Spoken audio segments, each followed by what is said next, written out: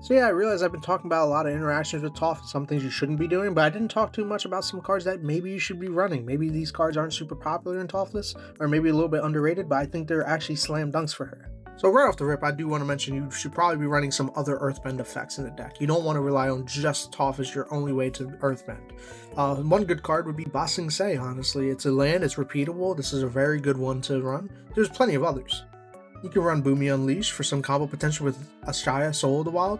It's never bad to have a combo to rely on later on, and both of these cards will serve utility on their own, with Ashaya making all of your artifacts also able to tap for mana now. That's right, as we listed before, the artifacts do not tap for mana on their own as they do not have basic land types. Ashaya will make them force, which gives them the ability to tap for green mana. I easily think Hope of Gearpore is a slam dunk for this list. It comes down at 1 mana, it's got flying, it's a Thopter, and it has a sacrifice ability stapled to itself. So you can sacrifice Hope of Gearpore, and until your next turn, a player who was dealt damage by Hope of Gearpore this turn cannot cast non-creature spells. This could be very powerful against those control players, because this will last until your next turn, locking out counter spells and stuff. So you can do like some instant speed interaction and guarantee that will resolve. Let's talk about Survey Mechan, man. This card is a house. It's only 4 mana and uncommon as well.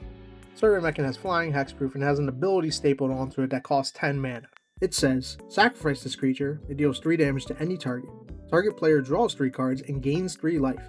This ability costs X less to activate, where X is the number of differently named lands you control. At first glance, that might seem like, man, that's how many different lands are we gonna have? If you're on a budget, you're gonna have basics. Toph. All your artifacts are going to be differently named lands, dude. That thing's going to be free. You don't have to tap the creature to do it. It's an instant speed activation that it doesn't have the restriction saying that it can't be less than, X can't be less than 0 or anything like that. 10 mana can get reduced to 0. It will literally be a free sacrifice ability that you can repeatedly do as you earthbend this creature. Now, I'm a Fog believer, man. I love my Ink Shields, my Aetherizes. I love all those kind of cards, man. But we got Constant Mists. It's a Fog effect for 2 mana. And it says creatures don't do combat damage this turn. But it's got buyback, sacrifice a land.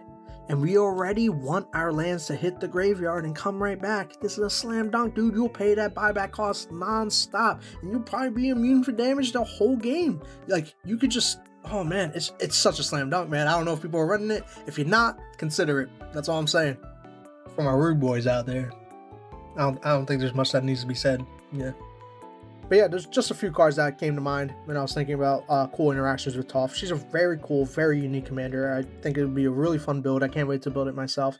Let me know what you think. Maybe there's some cool cards that I'm not thinking of. There's plenty of auto includes. Trust me, it's a very good card.